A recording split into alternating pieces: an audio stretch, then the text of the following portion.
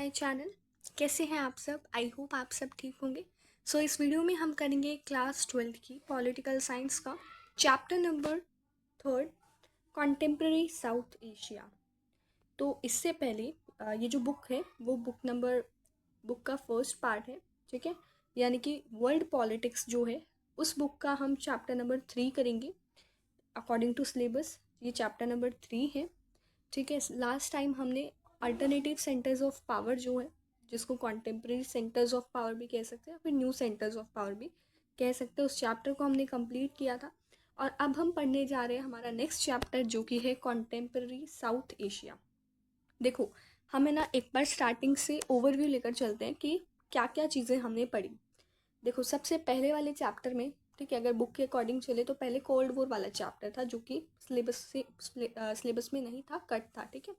उसमें cold war के बारे में बताया गया था। फिर हमने सेकंड चैप्टर पढ़ा था बाइपोलैरिटी वाला, जिसमें हमने क्या देखा कि ये जो यूएसएसआर है ये क्या हो जाता है, डिसइंटीग्रेट हो जाता है, ठीक है, ख़त्म कहानी।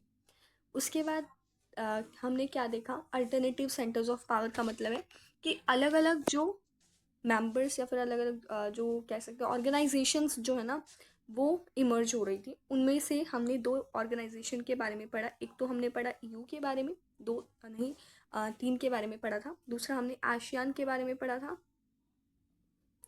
एंड थर्ड वन चाइना के बारे में पढ़ा था, ठीक है। तो उसी तरीके से अब एक और इम्पॉर्टेंट ऑर्गेनाइजेशन जो है दैट इज साउथ एशिया, ठीक है। अब हम किसके बारे में पढ़ेंगे, ये जो साउथ एशिया है इसके बारे में हम इस चैप्टर में डिटेल में पढ़ने वाले हैं। अब ये जो साउथ एशिया है ना, इसमें हमारा इंडिया भी आता है, ठीक है। इसको मैं आपको मैप में दिखाऊंगी कि कौन कौन सी कंट्रीज़ आती है। उससे पहले देख लेते हैं कि चैप्टर में हम एक्चुअल में पढ़ेंगे क्या। तो देखो, हमने पोस्ट कोल्ड वॉर एरा जो था उसके बारे में पढ़ा। इंडिया और पाकिस्तान, अब यहाँ पर साउथ एशिया की बात हो रही है तो उसमें इंडिया और पाकिस्तान दोनों आते हैं, ठीक है। तो इंडिया और पाकिस्तान अब न्यूक्लियर पावर्स भी बन चुके हैं, ठीक है। और ये जो रीजन है अब यहाँ पर ग्लोबली जो बाकी कंट्रीज़ हैं उनका फोकस साउथ एशिया वाली कंट्रीज़ पर बन गया है। और यहाँ पर फोकस इस चीज़ पर भी हो सकता है कि यहाँ पर बहुत ज़्यादा कॉन्फ्लिक्ट होते हैं, ठीक है। बहुत, हम तो जानते हैं कि इंडिया और पाकिस्तान में कितने ज़्यादा कॉन्फ्लिक्ट्स होते हैं। अब चाहे वो पेंडिंग बॉर्डर वाला कॉन्फ्लिक्ट हो या फिर वोटर शेयरिंग को लेकर डिस्प्यूट हो, तो होते ही रहते हैं, राइट। यहाँ पर और भी कुछ कॉन्फ्लिक्ट्स होते हैं जैसे इंसर्जेंसी, एथनिक ट्राइफ, रिसोर्स शेयरिंग। तो काफ़ी सारे कॉन्फ्लिक्ट यहाँ पर ऐसे बता रखे हैं। एंड इससे क्या हो जाता है, ये जो रीजन है इसमें ऐसे दिखता है कि बिल्कुल अशांत सा ये रीजन है, ठीक है। अशांति इन रीजन्स में है ऐसा लगता है। तो एट द टाइम बहुत सारे जो लोग हैं साउथ एशिया के, तो उन्होंने इस फैक्ट को रिकॉग्नाइज किया है कि जो रीजन है ये अपने आप को डेवलप कर सकता है और बहुत प्रॉस्पर हो सकता है। प्रॉस्पर का मतलब होता है कि बहुत ज़्यादा संपन्न हो सकता है, बहुत ज़्यादा रिच जो कंट्री है उनमें आ सकता है इनका नाम। और इस चैप्टर में हम समझेंगे कि क्यों कॉन्फ्लिक्ट होता है, किस तरीके से कॉपरेशन किया है, ठीक है, डिफरेंट डिफरेंट कंट्रीज़ ने। लाइक साउथ एशिया में जो भी कंट्रीज़ आते हैं तो उनमें कैसे कॉन्फ्लिक्ट होता है और क्या क्या कॉपरेशन के व्यूज़ हैं, मतलब कॉपरेशन किस तरीके से होता है, ये सारी चीज़ें देखेंगे। इस चैप्टर में हम कॉपरेशन और कॉन्फ्लिक्ट के बारे में पढ़ेंगे, ठीक है। तो यही इसका इंट्रोडक्शन था। यहाँ पर कुछ पिक्चर्स दे रखी हैं, ठीक है। और उसके बाद यहाँ से हमारा जो चैप्टर है वो शुरू होता है कि साउथ एशिया है क्या। देखो, हम सबको पता है कि जब हम क्रिकेट मैच देखते हैं, आप सब देखते होंगे क्रिकेट मैच, तो क्रिकेट मैच में जब इंडिया और पाकिस्तान का हो रहा होता है तो हम बहुत ज़्यादा एक तरीके से टेंशन में भी आ जाते हैं, ठीक है। और बहुत एक्साइटमेंट हमारे अंदर होती है, स्पेशली जब इंडिया और पाकिस्तान का होता है। हमने अच्छी चीज़ें भी देखी है, हॉस्पिटैलिटी भी देखी है, shown to visiting India and Pakistani fans, कि इंडियन जो है वो कई बार पाकिस्तानी फैंस से मिलते भी हैं, ठीक है। और कुछ पाकिस्तानी फैंस भी होते हैं इंडियन जो क्रिकेटर्स हैं उनके, ठीक है। तो जो कि क्रिकेट मैच देखने के लिए आते हैं, तो एक सिंबॉलिक है किस चीज़ का, साउथ एशियन अफेयर्स का, कि साउथ एशिया में ऐसा नहीं है कि सिर्फ लड़ाइयाँ ही होती है बल्कि कॉपरेशन भी है। हमारा जो रीजन है यहाँ पर राइवलरी भी है, गुडविल भी है, मतलब लड़ाइयाँ भी होती हैं लेकिन कहीं ना कहीं अच्छाई भी है। होप भी है, डिस्पेयर भी है, ठीक है, मतलब एक तरीके से होपलेसनेस भी है और होप भी है, ठीक है, मतलब अपोजिट अपोजिट व्यूज बता रखे हैं। म्यूचुअल सस्पिशन एंड ट्रू को एग्जिस्ट, तो यहाँ पर यही बताया जा रहा है कि दोनों चीज़ें एग्जिस्ट करती हैं, मतलब अच्छी चीज़ें हैं तो बुरी चीज़ भी है। इस तरीके से यहाँ पर अलग अलग व्यूज़ दे रखे हैं। So let us begin by asking elementary question. हम अपने आप को एक क्वेश्चन पूछ कर स्टार्ट करते हैं कि साउथ एशिया है क्या। तो साउथ एशिया जो है उसमें कौन कौन सी कंट्रीज आते हैं? बांग्लादेश, भूटान, इंडिया, मालदीव, नेपाल, पाकिस्तान एंड श्रीलंका, ये सारी कंट्रीज आती है, ठीक है। सो ये हमारा मैप है और इसमें ये साउथ एशिया वाली कंट्रीज हैं। इसमें पाकिस्तान है, नेपाल है, यहाँ पर भूटान भी है, ये बांग्लादेश, इंडिया, ठीक है, एंड यहाँ से जो बे ऑफ बंगाल के साइड में अरेबियन सी है, ठीक है, और यहीं पर हमारा जो मालदीव्स है वो भी आ जाता है, यहाँ से श्रीलंका। तो ये 7 कंट्रीज हैं टोटल जो कि साउथ एशिया में आती हैं, ठीक है। द माइटी हिमालयाज, अब यहाँ पर आपको नॉर्थ में हिमालयाज भी देखने को मिलेंगे, जैसे कि ये जो एरिया है इंडिया का, ये वाला ऊपर वाला जो एरिया है, यहाँ पर नेपाल एंड भूटान है ना, और यहाँ पर क्या देखने को मिलेंगे? माउंटेन्स भी देखने को मिलेंगे। फिर उसके बाद इंडियन ओशन भी देखने को मिलेगा, इंडियन ओशन भी है, अरेबियन सी भी है, बे ऑफ बंगाल भी, जैसे ये अगर इंडिया है तो यहाँ पर क्या है? बे ऑफ बंगाल है, यहाँ पर क्या है? यहाँ पर है अरेबियन सी, ठीक है। तो ये सारी चीज़ें हमें देखने को मिलती है। इंडियन ओशन बिल्कुल लास्ट में देखने को मिलेगा अगर आप मैप में देखोगे तो ये सारी चीज़ें साउथ एशिया में इंक्लूड होती हैं। तो यहाँ पर क्या है? नेचुरल डिफरेंसेस भी हैं, लाइक लैंग्वेज को लेकर देख लो, सोसाइटी को देख लो, कल्चरल डिस्टिंक्टिवनेस, तो हर चीज़ में यहाँ पर आपको क्या देखने को मिलती है कि बहुत ज़्यादा डिफरेंसेस हैं, ठीक है। एंड बाउंड्रीज जो है रीजन की वो क्लियर नहीं है ईस्ट और वेस्ट में, जैसे वो नॉर्थ एंड साउथ में है, ठीक है। तो ईस्ट और वेस्ट की बाउंड्रीज इतनी ज़्यादा क्लियर नहीं दिखती हैं। अफ़गानिस्तान और म्यांमार जो है उनको इंक्लूड किया जाता है बट ओनली डिस्कशंस में, ठीक है, are often included in discussion. जब भी डिस्कशन होता है इस रीजन का तो उनको भी इंक्लूड कर लिया जाता है। चाइना एक इंपॉर्टेंट प्लेयर है लेकिन उसको हम इस रीजन का पार्ट नहीं मानते, और इस चैप्टर में हम साउथ एशिया के बारे में पढ़ेंगे, 7 कंट्रीज़ के बारे में पढ़ेंगे। और साउथ एशिया को डिफाइन किया जा रहा है stands for diversity in every sense, मतलब साउथ एशिया का मतलब है कि डाइवर्सिटी, बहुत ज़्यादा डाइवर्सिटी, क्योंकि हमने देखा ना कि कंट्रीज़ में अलग अलग लैंग्वेज हो सकती है, ठीक है। ये जो 7 कंट्रीज़ है सेम तो लैंग्वेज नहीं होगी ना, पाकिस्तान में उर्दू बोली जाती है, इंडिया में तो वैसे ही बहुत डिफरेंट डिफरेंट लैंग्वेजेस हैं, तमिल है, हरियाणवी तो एक बोली हो गई, तो बहुत सारी लैंग्वेजेस है, ठीक है। तो अब and yet constitute one Jio political space. The various countries in South Asia do not have same kind of political system. तो साउथ एशिया में बहुत सारी जो ये हमने कंट्रीज़ देखी ना, ये जो वेरियस कंट्रीज़ देखी, तो इनमें सेम काइंड का पॉलिटिकल सिस्टम तो नहीं होता ना, कहीं डेमोक्रेटिक होगा, कहीं मोनार्की सिस्टम होगा, तो इस तरीके से चलता है।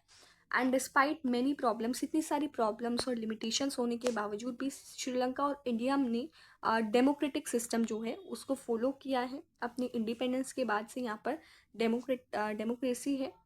एंड हम स्टडी करेंगे डेमोक्रेसी के एवोल्यूशन के बारे में in India in the text book that deals with politics in India since independence. वो जो दूसरी वाली बुक है ना, बुक पार्ट 2, उसमें पढ़ेंगे। It is of course possible two point out many limitation of India's democracy. अब इंडिया की डेमोक्रेसी में भी बहुत सारी लिमिटेशंस हैं, बट हमें ये फैक्ट याद करने की ज़रूरत है कि India has remained a democracy through out its existence, कि जब से इंडिपेंडेंट हुआ ना तब से इसने अपनी डेमोक्रेसी जो है उसको बचा कर रखा हुआ है। एंड सेम ऐसा ही श्रीलंका के साथ है। पाकिस्तान और बांग्लादेश की बात करें तो कभी यहाँ पर सिविलियन रूल हो जाता है, कभी मिलिट्री रूल हो जाता है। बांग्लादेश जो है उसमें क्या होता है, पोस्ट वॉर पीरियड जो यानी कि पोस्ट कोल्ड वॉर पीरियड, यानी कि कोल्ड वॉर जो हुई थी उसके बाद का जो पीरियड है वहाँ पर डेमोक्रेसी रही है बांग्लादेश में।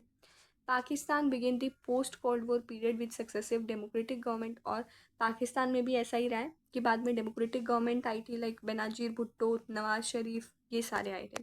But it suffered a military coup, लेकिन यहाँ पर मिलिट्री कूप होता है मिलिट्री कूप मतलब है कि 1999 में यहाँ पर फिर से मिलिट्री आ जाती है और यहाँ पर मिलिट्री रिजाइम जो है, यानी कि जो मिलिट्री वाली गवर्नमेंट है वो यहाँ पे रूल कर रही होती है। और 2006 तक, नेपाल की बात करें कि 2006 तक यहाँ पर कॉन्स्टिट्यूशनल मोनार्की थी with the danger of the king. King का यहाँ पर क्या था, रूल चल रहा था और किंग ने सारी एग्जीक्यूटिव पावर ले रखी थी। तो 2006 में बहुत ज़्यादा क्या हुए, मूवमेंट्स वगैरह स्टार्ट कर दी गई लोगों के द्वारा और इससे डेमोक्रेसी को रिस्टोर किया गया, किंग की पावर को रिड्यूस कर दिया और बहुत नॉमिनल सी पोजीशन, बहुत थोड़ी सी पोजीशन किंग की यहाँ पर रह गई। और बांग्लादेश और नेपाल के एक्सपीरियंस से हम कह सकते हैं कि डेमोक्रेसी जो है वो एक एक्सेप्टेड नॉर्म बन चुका है एंटायर रीजन में, साउथ एशिया के। ठीक है, अब ऐसे ही चेंजेस जो हैं वो दो छोटी जो कंट्रीज़ हैं इस रीजन की वहाँ पर भी हुए। Like Bhutan is still a monarchy, Bhutan अभी भी मोनार्की है, लेकिन किंग जो है उसने बहुत सारे प्लान्स वो लेकर आया इसकी ट्रांजिशन के लिए to multi party democracy. Maldives जो है वो एक दूसरा आइलैंड नेशन है। तो यहाँ पर जो सल्तनत है वो रूल कर रही थी 1968 तक। उसके बाद इसको रिपब्लिक में ट्रांसफॉर्म किया गया और यहाँ पर प्रेसिडेंशियल फॉर्म ऑफ गवर्नमेंट जो है वो आ गई थी। अब ये प्रेसिडेंशियल फॉर्म ऑफ गवर्नमेंट क्या होता है ये आप कमेंट सेक्शन में मुझे बताएंगे, क्योंकि 11th क्लास में जो हमारी बुक थी ना कॉन्स्टिट्यूशन वाली, उसमें डिटेल में दे रखा था कि कौन कौन से सिस्टम होते हैं, presidential form, parliamentary form and semi presidential form. जून 2005 में क्या होता है कि जो पार्लियामेंट है मालदीव्स की वो वोट करती है और वहाँ पर मल्टी पार्टी सिस्टम एस्टैब्लिश हो जाता है। मालदीव्स की जो डेमोक्रेटिक पार्टी, मालदीवन डेमोक्रेटिक पार्टी, वो डोमिनेट करती है पॉलिटिकल अफेयर्स में। ठीक है, एंड डेमोक्रेसी जो है वो मालदीव्स में भी स्ट्रेंथन हो गई 2005 के इलेक्शंस के बाद, जब कुछ अपोजिशन पार्टीज़ भी उनको भी लीगलाइज कर दिया गया। अब इतने ज़्यादा डेमोक्रेटिक मिक्स्ड रिकॉर्ड देखने से, डेमोक्रेटिक एक्सपीरियंस देखने से जो लोग हैं इन सारी कंट्रीज़ में, फिर भी वो ये डेमोक्रेसी के लिए एस्पिरेशन रखते हैं। ठीक है, मतलब हर कोई जो है वो डेमोक्रेसी चाहता ही है। एक रिसेंट सर्वे हुआ था जिसमें लोगों का जो नेचर या फिर कह सकते हैं एटीट्यूड जो है उसको देखा गया था 5 बिग कंट्रीज़ में ऑफ द रीजन, जिसने दिखाया था कि यहाँ पर डेमोक्रेसी के लिए लोग जो हैं वो ज़्यादा से ज़्यादा किसको सपोर्ट कर रहे हैं, डेमोक्रेसी को सपोर्ट कर रहे हैं। ठीक है, एंड ऑर्डिनरी सिटीजन, रिच हो चाहे पुअर हो, चाहे वो डिफरेंट रिलीजन से बिलोंग करता हो, वो डेमोक्रेसी का जो आइडिया है उसको बहुत पॉजिटिव मानता है और सपोर्ट करता है इंस्टीट्यूशंस को। जो रिप्रेजेंटेटिव डेमोक्रेसी के इंस्टीट्यूशंस हैं उनको सपोर्ट करता है and they prefer democracy over any other form of democracy. और डेमोक्रेसी जो है उसको सभी लोग फेवर करते हैं क्योंकि डेमोक्रेसी सूटेबल है उनकी कंट्री के लिए। यहाँ पर और भी चीज़ें हैं कि for it was earlier believed कि जो डेमोक्रेसी है ना वो सिर्फ और सिर्फ जो प्रॉस्परस कंट्रीज़ हैं, जो बहुत संपन्न है या फिर जहाँ पर बहुत ज़्यादा लिटरेसी है, वहीं पर हो सकती है। बट ऐसा नहीं है, इंडिया ने इस चीज़ को गलत भी प्रूव किया था। ठीक है, और यहाँ पर कुछ सर्वेज दे रखे हैं तो ये आप पढ़ सकते हैं। ये बांग्लादेश, श्रीलंका, इंडिया, पाकिस्तान एंड नेपाल, ये 5 कंट्रीज़ के बारे में दे रखा था। और यहाँ पर ये पूरी इसकी टेबल दे रखी है कि लाइफ एक्सपेक्टेंसी रेट क्या है at birth, adult literacy rate, gross enrolment ratio, GDP, infant mortality rate. तो ये सारे यहाँ पर क्या दे रखा है, डेटा दे रखा है, आप इसको पढ़ सकते हैं। So in this sense South Asia experience of democracy, जो साउथ एशियन कंट्रीज़ हैं उनका जो डेमोक्रेसी का एक्सपीरियंस है वो एक्सपेंड हो चुका है। ठीक है, और अब हम क्या देखेंगे इनमें ये जो कंट्रीज़ हैं यहाँ पर हम देखेंगे कि कैसे इन्होंने डेमोक्रेसी जो है उसको एक्सपीरियंस किया। इन सारी चीज़ों को हम इस चैप्टर में स्टडी करेंगे। ठीक है, जैसे अब टॉपिक्स भी दे रखे हैं कि military and democracy in Pakistan, पहले पाकिस्तान के बारे में है, उसके बाद यहाँ पर बांग्लादेश के बारे में आ जाएगा, एंड देन यहाँ पर नेपाल के बारे में आ जाता है, फिर श्रीलंका के बारे में आ जाता है, फिर इंडिया और पाकिस्तान के कॉन्फ्लिक्ट आ जाते हैं, फिर बाकी देश जो हैं उनके साथ कॉन्फ्लिक्ट आ जाते हैं like India and it's other neighbours. India और पाकिस्तान का तो बिल्कुल अलग से दे रखा है। ठीक है, और बाकी इसके नेबर्स के साथ जो कॉन्फ्लिक्ट्स हैं वो दे रखे हैं। तो इस चैप्टर को हम एक एक टॉपिक जो है उसको हम कवर करेंगे। ठीक है, तो आज का हमारा जो टॉपिक था वो साउथ एशिया का था। और अभी आपको ये सारी चीज़ें याद करने की ज़रूरत नहीं है, सिर्फ आपको ये साउथ एशिया के बारे में याद करना है, क्योंकि जितनी भी यहाँ पर ये जो चीज़ें जितनी भी दे रखी थी, ये वाली जो चीज़ें हैं इसमें बस थोड़ा थोड़ा आपको इंट्रोडक्शन दे रखा था इनके बारे में, बट हम आगे जब डिटेल में पढ़ेंगे ना, जो टॉपिक्स आएंगे, जैसे पाकिस्तान का एक अकेला टॉपिक है, फिर बांग्लादेश का, तो उनमें डिटेल में पढ़ेंगे तो आपको वहाँ से बिल्कुल क्लियर हो जाएगा। तो अभी आपको टेंशन लेने की ज़रूरत नहीं है, ठीक है। सो मिलते हैं अपनी नेक्स्ट वीडियो में। Thank you.